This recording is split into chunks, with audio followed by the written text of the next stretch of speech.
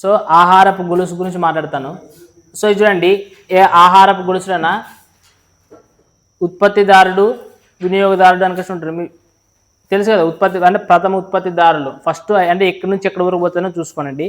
ఈ 3 రకాలు గుర్తుపెట్టుకున్నాండి మీరు ఎగ్జామ్లో. డైరెక్ట్ వీటిపైన ఈ కింది వాటిలో సరైన క్రమాన్ని గుర్తించండి అని డైరెక్ట్ క్వశ్చన్ అడుగుతాడు. రైట్. సో దాంట్లో ఫస్ట్ మనకి ఏముండదు, పచ్చిక లేదా పరభక్షి ఆహారపు గొలుసు. దీంట్లో ఫస్ట్ ఏది, పచ్చిగడ్డి. ఈ పచ్చిగడ్డిని తినేది ఇది ప్రథమ ఉత్పత్తిదారులు వీళ్ళు. రైటా, ఫుడ్ తయారు చేసే వాళ్ళు ఫస్ట్ వీళ్ళు. అంటే సో పచ్చిగడ్డి, ఈ పచ్చిగడ్డిని తిని బతికేది ఎవరు, మిడితిని ఎవరు తింటారు, ఎలకని ఎవరు తింటారు. రైటా, సో దానికి ఒక ఆర్డర్ కరెక్ట్ గుర్తుపెట్టుకోవాలా. రైటా, ఇక్కడ చూడండి నెక్స్ట్ పూతిక ఆహారపు గొలుసు. రైటా, పూతిక ఆహారానికి సంబంధించి. సో పూతిక ఆహారానికి అంటే ఎప్పుడైనా గుర్తుపెట్టుకుంటే ఫస్ట్ వచ్చేది ఎవరు అంటే మృత కలబెరాలు కర్బన పదార్థాలు. అంటే చిన్న చిన్నగా ఉంటాయి కదా అవి, వాటికి సంబంధించినవి. రైటా, అంటే ఇది ఏదైనా ఒక వస్తువు ఇప్పుడు చనిపోయి పడేసింటారు. రైట్, అవి విచ్చిన చేసిన తర్వాత మొలస్తాయి కదా నార్మల్గా. సో అది ఆ మృత కలబెరాలు అనమాట. రైటా, వాటిని తినేది ఎవరు, సో వానపాముని ఎవరు తింటారు. తర్వాత ఇది గుర్తుపెట్టుకోండి, ఏం దాంట్లో ఇది చూడండి, మీకు ఇక్కడ పాము ఇప్పుడు 2 దాంట్లో వచ్చినాయి లేదు, అర్థమైందా. సో ఈ పచ్చిక బయలుకి సంబంధించి ఈ ఆర్డర్ గుర్తుపెట్టుకున్న వల్ల.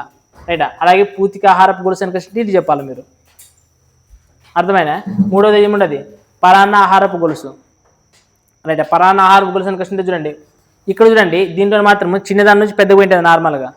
ఒకదాని నుంచి ఇప్పుడు ఇది పచ్చిగడ్డి నార్మల్గా, ఇది తర్వాత మిడితే సన్నది, దానికంటే ఎలక పెద్దది, తర్వాత పాము కొంచెం పెద్దది, ఈ విధంగా పోయింది. ఇక్కడ కూడా చూడండి మృత కలబెరాలు అంటే చిన్న పదార్థాలు, తర్వాత వానపం, తర్వాత కప్ప, తర్వాత పాము అంటే పెద్దది. చిన్నదాని నుంచి ఎక్కడ పోయింది, పెద్దదానికి పోయింది. బట్ ఇక్కడ చూడండి వృక్షం అనేది పెద్దగా ఉంటుంది, కీటకం అనేది పెద్దగా ఉంటుంది. అంటే ఇక్కడ మాత్రం ఈ రెండాటికి ఇది రివర్స్లో ఉంటుంది కొంచెం. అంటే పెద్ద జీవి నుంచి చిన్న జీవి పోతుంది. ఇక్కడ మాత్రం చిన్న జీవి నుంచి పెద్దదానికి పోతుంది, పెద్దదాని నుంచి చిన్నగా పోతుంది. ఏది, పరాన్న ఆహారపు గొలుసు. అందుకోసం ఫస్ట్ వృక్షం పైన ఏముంటాయి, కీటకాలు. కీటకాలకి ఏముంటాయి, పరాన్న జీవులు ఉంటాయి. సో పరాన్న జీవుల పైన కూడా మళ్ళీ ఇంకా పరాన్న జీవులు ఉంటాయి అనమాట. రైటా, నీకు చెప్తున్న పరాన్న జీవులు అంటే ఏమనేది నెక్స్ట్ అర్థమవుతుంది ఒకటి. సో ఈ 3 రకాల ఆహారపు గొలుసు మీరు గుర్తుపెట్టుకోండి. ఆర్డర్ గుర్తుపెట్టుకుంటారా, గుర్తుపెట్టుకుంటావు నువ్వు. రైట్, చూడండి ఇక్కడ ఈ పర్టికులర్ కొన్ని చెప్తాను, మీరు గుర్తుపెట్టుకోండి. ఇవి ఏమేమి ఉండవు చెప్పండి రా. ఫస్ట్ది చర్యలు, సహజీవనం ఒకటి, తర్వాత సహభోజకత్వము, పరాన్న జీవనము, పోటీతత్వము, అమెన్సలిజము, పరభక్షణ. చూడండి ఇవి ఎట్లుంటాయి అంటే 2 జీవుల మధ్యలో జరుగుతాయి. ఫర్ ఎగ్జాంపుల్ ఇప్పుడు సహజీవనం అంటే ఒక జీవి ఇంకొక జీవి కలిసి జీవించడం. ఫర్ ఎగ్జాంపుల్ ఇప్పుడు మానవుని శరీరం ఉండదు, మానవుని శరీరంలోన ఈ కొల్లైన ఒక బ్యాక్టీరియా ఉంటుంది.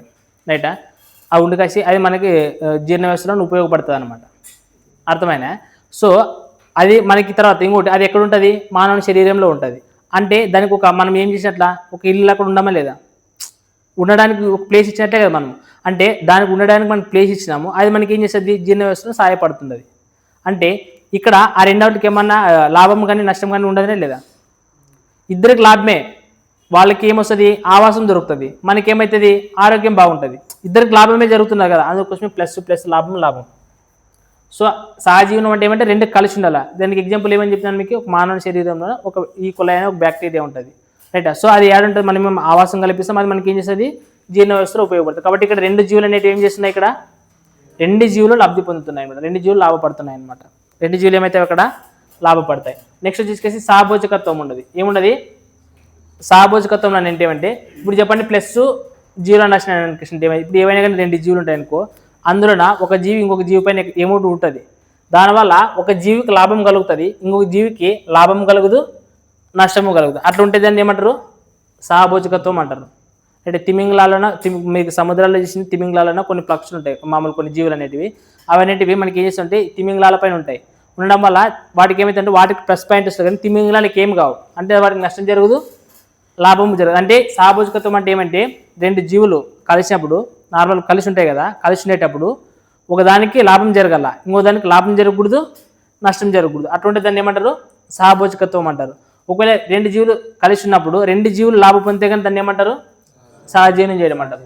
ఇప్పుడు నెక్స్ట్ పరాన్న జీవనం మన కష్టం అంటే ఏమి, పరాన్న జీవనం మన కష్టం ఏముంటుంది చెప్పండి. ఒకరు లాభపడుతున్నారు, ఇంకొకరు ఏమవుతున్నారు, నష్టపోతున్నారు. ఫర్ ఎగ్జాంపుల్ మీకు ఆల్రెడీ నిన్న ఒక ఎగ్జాంపుల్ చెప్తాను, నిన్న బయాలజీ చెప్తాం కదా, నిన్న బయాలజీలోన ప్లాస్మోడియం అనేది ఉండదు, మన శరీరంలోకి ప్రవహిస్తుందని లేదా. ఫర్ ఎగ్జాంపుల్ హెచ్ఐవి ఉంటుంది, మన హెచ్ఐవి వ్యాధి వచ్చింది అనుకో, హెచ్ఐవి అనేది మన శరీరంలోకి ప్రవేశిస్తుంది లేదా అంటే అది మన శరీరంలోకి పోయి కలిసి ఏం చేస్తున్నది, ఆవాసం కల్పించుకుంటున్నది లేదా, దానికి ఆవాసం ఇస్తున్నాం మనం, అదంటే అది లోపలికి పోయిన తర్వాత. కానీ దానివల్ల మనకు మంచి జరుగుతుంది అంటే ఇక్కడ ఏమైతుంది, అవి ఏమైపోయి ఆ సంఖ్య విపరీతంగా పెరుగుతూ మనకి హెచ్ఐవి వచ్చినప్పుడు ఏమైపోతుంది, మనం నష్టపోతామే లేదా. సో మనకి ఏమవుతుందంటే పరాన్న జీవనంలో ఒక జీవి లాభపోతుంది, ఇంకో జీవి మనకి అవి ఎగ్జాంపుల్గా చెప్పొచ్చు, ప్లాస్మోడియం కానీ హెచ్ఐవి కానీ ఏదైనా కానీ తీసుకోవచ్చు ఎగ్జాంపుల్గా. నెక్స్ట్ ఏమున్నది, పోటీతత్వం. ఇక్కడ చూడండి మీకు ఇది గుర్తుపెట్టుకోండి, పోటీతత్వం మనకు అంటే ఇది ఓన్లీ మైనస్ అని రాసినాడు, కానీ పోటీతత్వం అంటే ఒకదానికి ఒకటి రెండు పోటీ పడతాయి రైట్. ఈ పోటీతత్వంలోన రెండు లాభం పొందొచ్చు, లేదంటే రెండు నష్టపోవచ్చు, లేదంటే ఒకటి లాభపడవచ్చు ఒకటి నష్టపోవచ్చు. ఆ మూడు ఛాన్సులు ఉంటాయి, రెండో లాభం పొందొచ్చు. అందుకోసమే ఏమని రాయొచ్చు అనుకుంటే ప్లస్ అన్న రాయొచ్చు, మైనస్ అన్న రాయొచ్చు, లేదంటే ఒకటి ప్లస్ ఒకటి మైనస్ అని రాయొచ్చు. అర్థమైనా ఏదంటనా పోటీతత్వం అనేది ఒకదానికి ఒక అంటే రెండు జాతులు ఉంటాయి. ఇప్పుడు ఒక జాతి ఇంకొక జాతి రెండు పోటీ తత్వం అంటే తెలుసు కదా, మా బాగుండాలంటే మేము బాగుండాలని క్వశ్చన్, అట్లా పోటీ పడినారని క్వశ్చన్ కూడా వీళ్ళని చూసి వాళ్ళు ఎదగొచ్చు, వీళ్ళు ఇంకా ఎదగొచ్చు. అంటే ఇద్దరు ఏమవుతుంది, పోటీ పడినప్పుడు ఏమవుతుంది, ఇద్దరికి లాభం కలగవచ్చు. ఇట్లా పోటీ పడినప్పుడు ఒకరు గెలిచిన వాళ్ళు ఏమవుతారు, లాభం పొందుతారు, ఏమన్నా నష్టపోతే కదా వీళ్ళు నష్టపోతారు, లేదంటే ఇద్దరు నష్టపోవచ్చు పోటీ పడినప్పుడు. అర్థమవుతుండదా రైట్. నెక్స్ట్ ఇంకోటి ఏముండదు అనుకుంటే అమెన్షలిజం. ఏముండదు అమెన్షలిజం అనుకుంటే చూడండి, ఒక జాతి అనేది ఇంకొక జాతిని కంప్లీట్గా డిస్ట్రాయ్ చేసి ఇస్తుంది. ఏమేమి చేస్తున్నది, కంప్లీట్గా డిస్ట్రాయ్ చేస్తుంది. అంటే చూడండి ఇప్పుడు మామూలు ఇప్పుడు ఫర్ ఎగ్జాంపుల్ ఇప్పుడు బాహుబలి సినిమా తీసుకునండి, ఎవరికి యుద్ధం జరుగుతుంది నార్మల్గా, కాలకేలికి తర్వాత ఎవరికి జరుగుతుంది, మాహిష్మతి, ఈ రెండు రాజ్యాలకే జరిగేది. ఈ రెండు రాజ్యాలకు యుద్ధం జరిగినప్పుడు ఒకరు గెలుస్తారు, ఒకటే గెలిచేది. ఏం చేస్తారు, ఒకటే గెలిచేది, కానీ నష్టం మాత్రం ఈ వైపులు జరుగుతుంది నార్మల్గా. అంటే ఒకటి కంప్లీట్గా లేకున్నట్లు పోయిడు సార్, ఇంకా కాలకేళ్ళు లేకున్నట్లు పోయిడు సార్ మామూలు యుద్ధం జరిగినప్పుడు. మళ్ళీ బాబల్ 2 పార్ట్లో వస్తారని చెప్పకండి, అంటే కంప్లీట్గా పోయిడు సార్ అని లేదు. నార్మల్ అది యుద్ధం జరిగినప్పుడు ఏమవుతుంది, ఒక జాతి కంప్లీట్గా నశిస్తుంది, ఇంకొక జాతి అనేది మిగులుతుంది. ఒక జాతి కంప్లీట్గా నశించి కలిసి ఇంకొక జాతి మిగులుతుంది, బట్ ఆ జాతి కూడా ఏం జరుగుతుంది, ఖచ్చితంగా నష్టం జరుగుతుంది. అదే అమెన్షలిజం అనేది రైట్. ఒక జాతి ఇంకొక జాతిని కంప్లీట్గా డిస్ట్రాయ్ చేయడం, అట్లా చేసినప్పుడు ఏమైంది, ఒక జాతి కంప్లీట్గా అంతరించిపోతుంది, ఇంకొక జాతికి అట్లా చేసినప్పుడు ఏమవుతుంది, నష్టం కూడా జరుగుతుంది కదా, అది అనమాట. సో నెక్స్ట్ ఇంకోటి ఏమి, పరభక్షణ. ఇప్పుడు ఫర్ ఎగ్జాంపుల్ పరభక్షణ ఎట్లా అంటే నువ్వు ఉండవు, మనుషులు ఉంటారు, కోడిని కోసుకొని తినేడిస్తావు, నీకు లాభం కానీ కోడికి నష్టం అవుతుంది, అదే పరభక్షణ. అంతే కదా. అంతే ఇప్పుడు ఫర్ ఎగ్జాంపుల్ పులి ఉండదు, పులి జింకను వేటాడి తినేడిస్తుంది, అప్పుడు పులికి ఏమవుతుంది, లాభం. కానీ ఇదేమవుతుంది, దీనికి పరాన్నజీవులని కష్టం పక్కన వాళ్ళ మీద ఆధారపడే వాళ్ళ అని అర్థమైందే కదా. అవి నాలెడ్జ్ గుర్తుపెట్టుకోండి. చూడండి మనకి నెక్స్ట్ వచ్చేసి ఆవరణ పిరమిడ్లు అని కష్టాన్ని, ఆవరణ పిరమిడ్లు. సో ఈ పిరమిడ్ల గురించి మొట్టమొదటిసారిగా మనకి చెప్పిన శాస్త్రవేత్త పేరు ఎవరైనా కష్టం అంటే చార్లెస్ ఎల్టన్. ఈ పేరు గుర్తుపెట్టుకోండి. సో పిరమిడ్లు ఎక్కడ వచ్చా కానీ పేరు ఏం గుర్తుపెట్టుకున్నారా, చార్లెస్ రైట్. సో ఈ ఆవరణ పిరమిడ్ ఎన్ని రకాలు ఉన్నాయి, 3 రకాలుగా ఉంటాయి. అందులో ఫస్ట్ వచ్చేసి ఏమి మనకి పేరులోనే ఉండదు సంఖ్య. అంటే ఏదైనా కానీ ఒక పిరమిడ్ ఇచ్చినాడంటే ఆ పిరమిడ్లోనే మనకి ఫస్ట్ ఏం కరెక్ట్గా ఏం చెప్పాలంటే నెంబర్ ఎన్ని జీవులు ఉన్నాయో స్పష్టంగా చెప్పాలా, ఎన్ని జీవులు ఉన్నాయి అనేది స్పష్టంగా చెప్పాలా. అట్లా చెప్తే దాన్ని సంఖ్య పిరమిడ్ అంటారు. సో మనకి exam point of view question అడుగుతారు చూడండి, దీంట్లో ఈ సంఖ్య పిరమిడ్లో మనకు 3 రకాల ఆవరణ వ్యవస్థలు చెప్పినాను మీకు. ఇక్కడ ఏమేమి ఉండదు చెప్పండి, గడ్డి భూమి ఆవరణ వ్యవస్థ చెప్పినాను ఒకటి, ఇంకోటి వచ్చేసి కొలను ఆవరణ వ్యవస్థ చెప్పిన, తర్వాత చెట్టు ఆవరణ వ్యవస్థ చెప్పిన. దీంట్లోన సంఖ్యా పిరమిడ్లోన 3 ఆవరణ వ్యవస్థల గురించి మాట్లాడుతున్నాను. ఒకటి గడ్డి భూమి ఆవరణ వ్యవస్థ, కొలను ఆవరణ వ్యవస్థ, చెట్టు ఆవరణ వ్యవస్థ. చూడండి ఇప్పుడు ఫస్ట్ ఇది గడ్డి భూమి ఆవరణ వ్యవస్థ చూద్దాం. ఇప్పుడు ఫస్ట్ ఇది ఏముండదు, పచ్చిగడ్డి ఉండదు. తర్వాత దాన్ని ఎవరు తింటున్నారు, జింక లేదు కుందేలు తింటారు. తర్వాత నక్క. తర్వాత ఇక్కడ చూడండి పచ్చిగడ్డి అంటే కష్టం ఉంటారు. నెంబర్ చెప్పండి ఎన్ని ఉంటే పచ్చిగడ్డి అంటే చెప్పేకి వస్తాయనా, రావు కదా మనకు చెప్పడానికి రావు. అందుకోసమే చూడండి ఈ తర్వాత దీన్ని తినేది కుందేలు, మనకి నెంబర్ చెప్పొచ్చు. తర్వాత నక్క ఇంకా పర్టికులర్గా నెంబర్ చెప్పొచ్చు. తర్వాత సింహంకి వచ్చిన తర్వాత ఇంకా పర్టికులర్గా నెంబర్ చెప్పొచ్చు. సింహం అంటే ఒకటే, అంటే నార్మల్ చెప్పొచ్చు నెంబర్ అనేది. సో అందుకోసమే నెంబర్ పర్టికులర్గా చెప్పాలి సంఖ్య. అందుకోసమే నెంబర్ మనం చెప్పగలుగుతున్నామా లేదా చూడాలా. సో నెంబర్ పర్టికులర్గా ఇట్లా ఇట్లా ఒకవేళ దీన్ని రివర్స్ రాసు ఈ పిరమిడ్ తిప్పేస్తాను అనుకో, పైన వచ్చేది మనం చెప్తామా, చెప్పొచ్చా లేదా. ఇప్పుడు ఇదే పిరమిడ్ నేను తిప్పేస్తాను, ఇట్లా తిప్పేసిన తర్వాత పైన ఉండేది మనకి చెప్పేకి వస్తుందనే కింద ఉండేదైతే నెంబర్ చెప్పేకి వస్తుంది కదా, అప్పుడు పైన చెప్పేకి వస్తుంది. సో అందుకోసం చూడండి వాడు ఎగ్జామ్లో ఏమని అడుగుతారంటే, ఇప్పుడు సంఖ్యా పిరమిడ్లోన గడ్డి ఆవరణ వ్యవస్థ అనేది ఈ విధంగా ఉంటుంది, నిటారుగా ఉంటుంది, తలకిందులుగా ఉంటుంది, ఎట్లుంటుంది అని క్వశ్చన్ అడుగుతాడు. అర్థమైనా? సో ఎట్లుంటుంది? నిటారుగా ఉంటుంది. ఎందుకని క్వశ్చన్ అంటే నెంబర్ పైన ఉన్నప్పుడు మాత్రం చెప్పు కాదు, నెంబర్ చెప్పేకి రావాలి మనకి పైన. అర్థమైనా? సో నెక్స్ట్ అండి కొలన ఆవరణ వ్యవస్థ కూడా తీసుకోండి. ఫస్ట్ కొలన ఆవరణ వ్యవస్థలను మీరు తీసుకుంటే గిన చిన్న ఉంటాయి, జీవులు ఉంటాయి కదా నీళ్ళలోన, వాటిని ఏం తింటాయి? చేపలు తింటుంటాయి. ఫర్ ఎగ్జాంపుల్ ఇప్పుడు మీరు గాలం వేస్తారు, అది ఏం వేస్తారు? వానపాములు అట్లాంటి చిన్న వేస్తారు కదా, అవి కొన్ని నార్మల్ కొన్ని ఉంటాయి చిన్న అట్లాంటివి, వాటిని ఏం తింటాయి? చేపలు తింటాయి. ఆ చేపలను మరి ఏం చేసి ఇంకొంచెం పెద్ద చేపలు తింటాయి. ఆ పెద్ద చేపల పైన ఏం తింటుంది? కొంగ అనేది తింటుంది. అది తింటుందే లేదా? సో అది తిన్నప్పుడు మనకి పైన ఉండే నెంబరే కదా మనకు చెప్పే క్వశ్చన్ అది. కింద ఉండేటువంటి నెంబర్లు కీటకాలు ఉన్నట్టు మనం లెక్కేసి కీజే కష్టం కదా. సో మనకు పైన ఉండే నెంబర్ కాబట్టి అది కూడా ఖచ్చితంగా కొలన ఆవరణ వ్యవస్థ అనేది కూడా మనకి ఎట్లా ఉండాలి? సంఖ్య పిరమిడ్లోన నీటారుగానే ఉంటుంది. ఫర్ ఎగ్జాంపుల్ ఇప్పుడు చెట్టు ఆవరణ వ్యవస్థకు రండి. సో చెట్టు ఆవరణ వ్యవస్థ గిన వస్తే గిన ఫస్ట్ చూడండి ఏముండదు ఇక్కడ? చెట్టు, తర్వాత పక్షులు, కీటకాలు, తర్వాత కీటకాల పైన పరాణజీవులు, ఇంకా చిన్న జీవులు ఉంటాయి, చిన్నగా అంటే బ్యాక్టీరియా చిన్నగా ఉంటాయి. సో ఇప్పుడు దీంట్లో పరాణజీవులు లెక్కించడం కష్టమా, చెట్టుని లెక్కించడం కష్టమా? ఒక చెట్టు ఉండదు, 2 చెట్లు 3 చెట్లు, పరాణజీవులు లెక్కించే వీలైతుందా?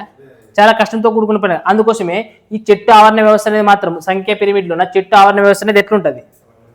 తల క్రిందులుగా ఉంటుంది. నెంబర్ కింద నుంచి అయితే చెప్పొచ్చు, పైన నుంచి చెప్పారు. నెంబర్ ఇక్కడ పైన నుంచి చెప్తే నిటారుగా ఉంటుంది. పైన చెప్తామా కింద చెప్తామా దీంట్లోనా? సో ఇది కూడా ఇట్లా రాసి కూడా పైన చెప్పేకి వస్తుందినా? చెప్పండి. సో మనకి ఏం చేసేది అంటే ఇట్లా నిటారుగా ఎట్లుంటుంది కష్టం ఇట్లా గుర్తుపెట్టుకోండి. ఇది అర్థమైనా? సో సింపుల్ ఏమంటే చెట్టు ఆవరణ వ్యవస్థ అనేది తలకిందులుగా ఉంటుంది. ఈ రెండు గడ్డి భూమి ఆవరణ వ్యవస్థ, తర్వాత కొలన ఆవరణ వ్యవస్థ అనేది ఎట్లుంటుంది? నిటారుగా ఉంటుంది కష్టం గుర్తుపెట్టుకోండి. ఇది దేంట్లోనా? సంఖ్యా పిరమిడ్లోనా? రైట్, ఇక్కడ గుర్తుపెట్టుకోండి. మళ్ళీ వాడి దీన్నే ఇదే ఆవరణ వ్యవస్థ మరి వేరే దాంట్లో ఇస్తారు. మనం అయితే ఎన్ని రకాలు ఉన్నాయి? సో 3 రకాల్లోన సంఖ్యా పిరమిడ్లోన ఈ 3 ఆవరణ వ్యవస్థలు ఈ విధంగా ఉంటాయి. నెక్స్ట్ ఆవరణ వ్యవస్థలు మరి అవి ఎట్లుంటాయని నేర్చుకోవాల్సిందే మనం. అర్థమైనా? సో సంఖ్యా పిరమిడ్లోనైతే గడ్డి భూమి ఆవరణ వ్యవస్థ, కొలన ఆవరణ వ్యవస్థ అనేది ఎట్లుంటుంది? నిటారుగా ఉంటుంది. చెట్టు ఆవరణ వ్యవస్థ అనేది ఎట్లుంటుంది? తలక్రిందులుగా ఉంటుంది. చూడండి మీరు ఇంకొకటి చూడండి. ఇక్కడ ఇంకొకటి మీకు ఒక పాయింట్ చెప్తాను. ఇక్కడ ఫస్ట్ గడ్డి భూమి దగ్గర ఒక 1000 కేజీలు ఉన్నాయి అనుకో పదార్థము. పైకి ఎంత ట్రాన్స్ఫర్ అయిందిరా? 100 కేజీలు. తర్వాత ఎంత ట్రాన్స్ఫర్ అయిందిరా? అంటే ఇక్కడ చూడండి 10,000 ఇది 1000 ఉన్నాయి కదా 1000 కేజీలు. 1000 కేజీలో 10% ఎంత? మరి 100లో 10% అంటే ఎంత? 10లో 10% ఎంత? అంతేనా? అంటే ఇక్కడ ప్రతి దగ్గర ఎంత పర్సెంట్ ట్రాన్స్ఫర్ అవుతున్నది మనకి ఇక్కడ అంటే చూడండి. సో ఒక ఆవరణ దీంట్లో ఒక వ్యవస్థ నుంచి ఇంకొక వ్యవస్థకి రైట్ మనకి శక్తి అనేది బదిలీ అవుతున్నది. ఇక్కడ ఎంత బదిలీ అవుతుంది? ఓన్లీ 10% మాత్రమే. మీరు 90% ఏమైపోతున్నది? వ్యర్థం అయిపోతున్నది అనమాట. సో అట్లా ఓన్లీ 10% మాత్రమే ఇది మనకి ఇక్కడ పై నుంచి పైకి అట్లా పోతుంటుంది. కాబట్టి దీన్ని ఏమంటారు అంటే దీన్ని చెప్పిండేది అంటే లిండేమన్. ఎవరు? లిండేమన్. ఆయన చెప్పిన దానికి దీన్ని ఏమంటారు అంటే లిండేమన్ సూత్రం అంటారు. సో లిండేమన్ సూత్రం ప్రకారం ఆవరణ వ్యవస్థలోన రైట్ మనకి ఒక శక్తి నుంచి ఇంకొక స్థాయికి అనేది శక్తి ఎంత బదిలీ అవుతుందని అడుగుతాడు. ఎంత బదిలీ అవుతుంది? 10%. రైట్. సో ఆయన నూరు చెప్పిండే దాన్ని లిండేమన్ కాబట్టి ఆ పద్దానికి లిండేమన్ సూత్రం అనకేసి చెప్తారనమాట. రైటా? నెక్స్ట్ రెండోది చూద్దామండి.